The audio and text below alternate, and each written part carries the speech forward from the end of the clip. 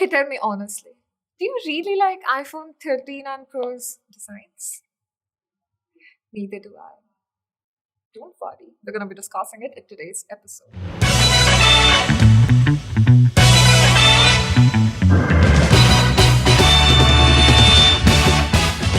Hello and welcome to the iGeeksBlog show, an Apple exclusive podcast where we talk about teeny tiny, every possible information about the Apple ecosystem. I'm your host Harshanki, a marketing nerd who likes to eat, breathe, and survive on Apple content quite literally. In today's episode, we're going to be discussing the future of Apple designs. Because if, my friend, you look at the present, it's not that impressive now, is it? But before that, don't forget to connect with us on our social media channels. We're available as iGeeksBlog on Instagram, YouTube, and Twitter. And if you want to connect with me, you can always hit me up on Instagram or Clubhouse. I'm available as Harshanki with an extra I. Please leave us with amazing reviews on Apple Podcasts because we would love to hear your feedback. And we are fairly new in the audio only industry. Moving on to today's episode, what the future of Apple design is for us consumers. So, Steve Jobs always dreamt about Apple ruling the world, Apple being one of the strongest tech leaders in the world out there. And well, it took him a long time to achieve that. But the bottom line is what got him there? Was it the designs? Was it the simplicity of his products? Was it the fact it gave you this premium luxury feel and like the emotional connect that you have with the Apple products? Or was it genuinely the incredible usability and amazing user experience that the ecosystem has been providing us for all these years? If you look down a little back, I mean, agreed that Apple products are considered as, like path breaking. They're good in almost all the aspects that I just mentioned about. But if you were to point out and if you start researching and reading about it, it was Steve Jobs' creative ability. Of course, then he joined hands with Johnny Ive and created some of the most beautiful looking products out there. The slim design, the choice of colors. I mean, for that matter, he's made the color space gray immoral for us. Like, immortalized the color. Like, the moment you hear the word space gray and you can just think of this, right? I mean, he has given positions to certain colors that we could not even think about. And like the classy appeal that comes with it and a lot of things. Like I don't think I can put that feeling into words. It's that good of the vibe that the Apple products give us. But then when you talk about the recent designs, while Steve Jobs has always been adamant on the think different concept, but when you talk about the recent designs, I'm not quite sure if Cook is following that. And if I were to quote Renda Ritchie or iMore for that matter, future retro is the way to go. All you geeks out there must have noticed how incredibly similar have the latest iPhone designs been to the older iPhones, iPhone 4, iPhone 5, a couple of things from iPhone 6 as well, like the edges, the way the glass is placed, and a lot of things, right? I mean, you know what I'm talking about. But what does that make you think? Does it give you the impression that Apple is slowly going back to the older designs just to add that vibe over it? Or is it really true that retro is the new future?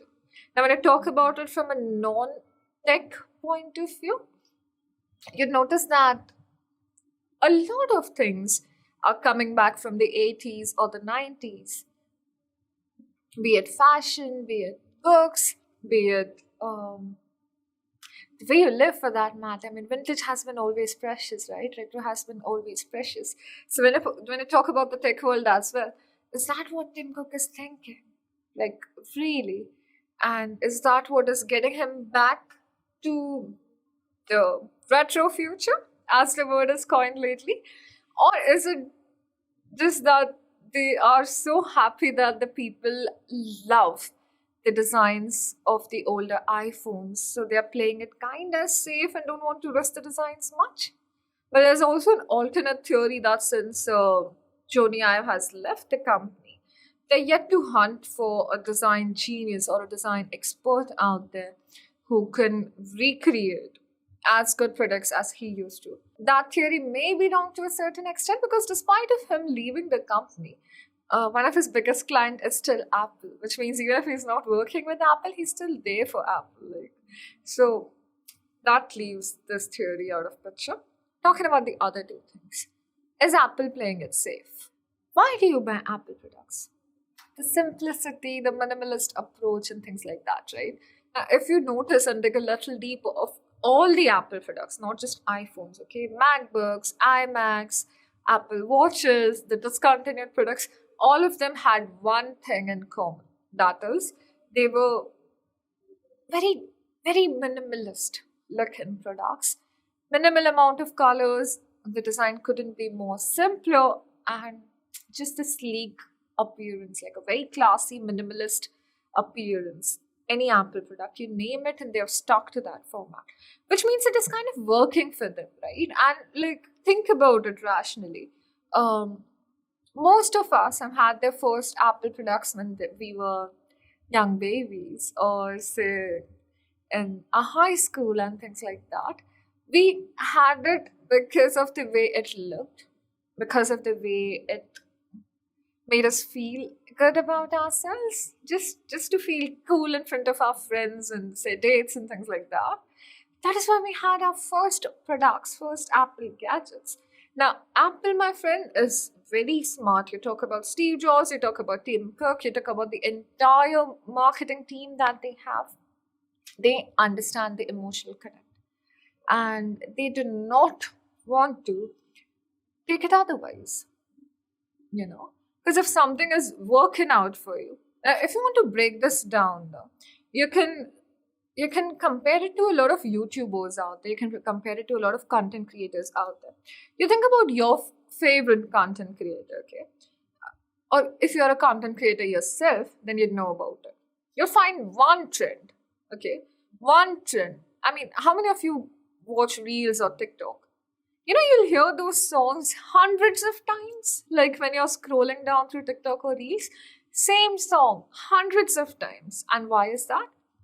That is because if something has started trending, people kind of want to follow that trend. They want to utilize their trend for their own benefits, and they want to do things like that, right? So, wouldn't it be safer to say that Apple knows it has set this trend out there, and now it is going to keep replicating it, because that is why most of the people are buying the Apple products. I'm giving you very straightforward, practical, real life examples, okay? Because I could be comparing it with a lot of tech things out there and use very difficult, hard, techie terms, for you, and break it down for you.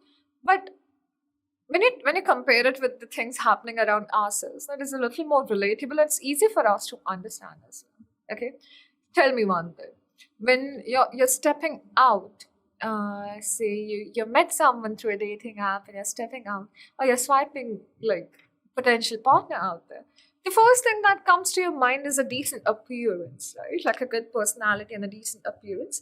And then, like, when you go and meet that person, when you're attracted to how the person is, you're gonna dig a little deeper and try to know them as an individual. And, that is when the intimate bond develops. Similarly, even with the products itself, when you're looking at an Apple product, you are attracted to this baby. How can you not be, right? And you're so attractive that you cannot resist yourself getting that product. And that is where you'd end up purchasing this, which can be a little expensive compared to the market rates, but isn't it worth it? I mean, it is, right? So then you start purchasing the product, and once you get into the ecosystem, it was not just about the good looks, and it is much, much more than that. Correct me if I'm wrong. this is the feeling that Apple wants to capture. This is the moment that Apple wants to capture, and it has been capturing for such a long, long period of time. And probably that is what is making Apple one of the most richest tech companies out there in the world. Forget about one of the most richest companies out there in the world, right? Capturing people's emotion is one side of the story. Okay, when you talk about the other side of the story, a lot of companies or Apple's competitors out there are sticking to what Apple has been doing. They're getting inspired by Apple's designs. They're getting inspired by Apple's functionality, Apple's ecosystem, but we're not going to go there since we're only talking from a design point of view, from the aesthetic point of view. So when I think about it, a lot of companies, I'm not going to name them, of course, for security reasons, for obvious reasons, right? But you kind of get the gist of what I'm talking about. And I'm sure if you Google it, you'll find a hell lot of comparisons and similar designs appearing to us in front of the camera. Lot of phones out there look just like the iPhone. And why is that? Because that formula is foolproof. It is selling the best. It is making a lot of money, and it keeps the people happy. So you're gonna go and keep doing that. And other companies also, to capture a little bit of that profit, are getting inspired or copying it directly, to say the least, at least for some brands. And it is working out in that favor as well. So this is another strong reason why Apple is not that open to taking bigger risk at this point of time. Now, when you talk about other aspects as well, Apple has been playing pretty safe. Okay, so if you talk about the September event, the California event that happened recently, you can listen to Apple event under 15 minutes. I put the link somewhere here. You'd notice that everything, be it the performance or the battery, the GPUs, the CPUs of iPhone, haven't had more than 30% upgrade. That's it. That's it. And this 20 to 30% upgrade was a little disappointing when you talk about people like us, when you talk about people who are tech geeks and tech nerds, because we expect so much from Apple and we're expecting them to give 100% and 150% change in everything, right? But this 20% change, 30% change, it is annoying, isn't it? So Apple has been playing it safe for a really long time now. And although rumor had it that 13 and the 13 range is going to be different and a lot of things are going to come, and design wise it is going to change a little, but Apple did not do much and has stuck to that. Not just that, I mean, if you notice from iPhone 10 was a major iPhone 10 and the successors, the models, iPhone 10 models, we saw a lot of design changes in them. A lot of things changed, and okay, we were happy, we were sad, different types of opinions, right? That's a perspective. But drastic changes, which was heavily inspired from the older models, right? Little alarming. Why is that happening? Why is Apple making retro the new future? Why is retro the new future? Why is the word retro future even prevalent? So when we're discussing this in the studio, with a lot of people amongst us, what we realized was that if you look at Apple's taglines, or if you look at the way Apple's products are promoted, Apple has always been hell-bent on how it is creating the future, how it is revolutionizing the designs or the products or the experience for that matter. And that has helped Apple grow to unimaginable levels, right? So when you think about it, Apple is creating the future. Apple is the future. There's nothing like something amazing is going to come up 4 years from now, 5 years from now. Every day is the future for Apple. And what Apple wants to do is, it wants to continue replicating its older formula of creating gorgeous products, aesthetically pleasing products, and hence it keeps replicating a couple of designs from the older models. Meanwhile, adding teeny tiny innovations to achieve the 30% change goals. This is what Tim Cook is doing, and I believe is going to continue doing the same because this formula works. Imagine being $1 trillion company on this formula. If we were complaining so much about the designs, my friend, people wouldn't be buying the phones. Phones are selling, all the other gadgets are selling. Company is becoming richer day by day. So why would they want to risk it? They'd want to play it safe, right? They would absolutely want to play it safe with as little changes as possible. Because risk right now may not be the right word for Apple ecosystem. Okay, but when you talk about Apple ecosystem, they are taking certain risks, like Apple Car is on the way, right? But this is such a huge change. This is such a bold risk of introducing a car in the market. But on the other hand, it was such a revolutionary thought. I mean, imagine 20 years from now, everything is going to be Apple. We're going to be surrounded by Apple. Living without the Apple ecosystem is going to be impossible. Be it for the tiniest of things, as if like managing a house or driving a car or unlocking a house for that matter. A lot of things come into play, you know. So this is a bold change that Apple is talking about, and that is it's completely introducing a new product. That is where Apple ecosystem or Apple makers are taking risks. Bolder risks are getting bolder day by day. But when you talk about the designs, it is a short formula. It is working for them. The competitors out there are trying to replicate them. Forget about replicating them. They're trying to get half as good as where Apple stands today in terms of functionality and designs. So Apple has no competition that can beat it. Majority of the times when you compete the products, no, 70% of the users would go for another products because of the price factor. When you compare about the user experience and all the features and the way it looks, you're gonna buy an Apple product. You're gonna buy an iPhone. Now, maybe you'd think that I'm being a little too biased towards the Apple ecosystem and hence coming up with things like that. But to be fair and in all honesty, this is how it is. This is not me, this is facts. I'm stating out facts here for you, I'm stating out data here for you. And this is how human psychology has been working for a longer period of time. Steve Jobs knew exactly how to capture it. He couldn't be more simple, he couldn't be more decent, and he couldn't be more amazing and like just blowing your mind off. You know what I mean? Right? That is the feeling I'm talking about. So when I talk about the future of Apple designs, well, retro is the future. Retro future is a thing. It is real. It is going to happen. You're going to see a lot of more influencing things coming in the future, which are heavily inspired from the older Apple products. But, well, it is way ahead in the future, but a lot of rumors have already started that iPhone 15 and the coming models are the ones we're going to be witnessing major design changes, drastic design changes, and complete redevelopment or rebranding of the gadget.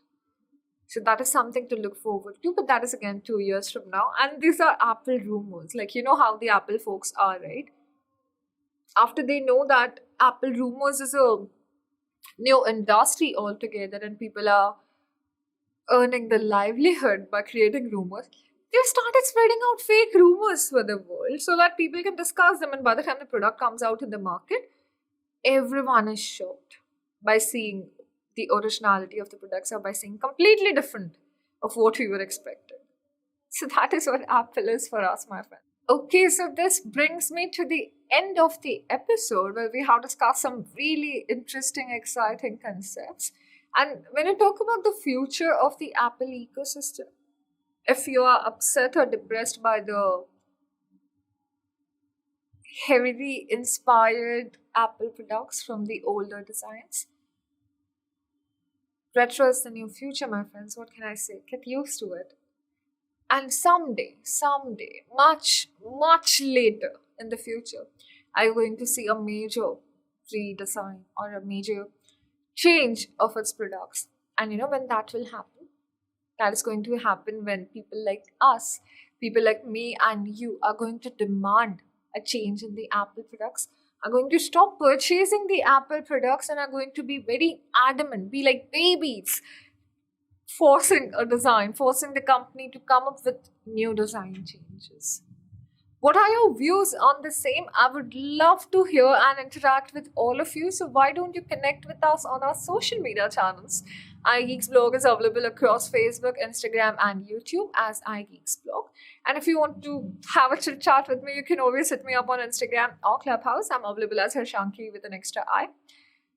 This brings me to the end of the episode, but I'm gonna see you next week with a lot of exciting content, possibly discovering and interacting with you guys, coming up with exciting revelations or breaking down some product. But if you want exclusive, saucy, juicy content from the iGeeks blog, or say maybe more insights from the podcast, you have to download our app, which is available for iPhone users only. The link is given to you in the description. You would love the experience. All right. I'm gonna see you next week. Till then, you guys stay safe, stay connected. And this is Harshanki signing off.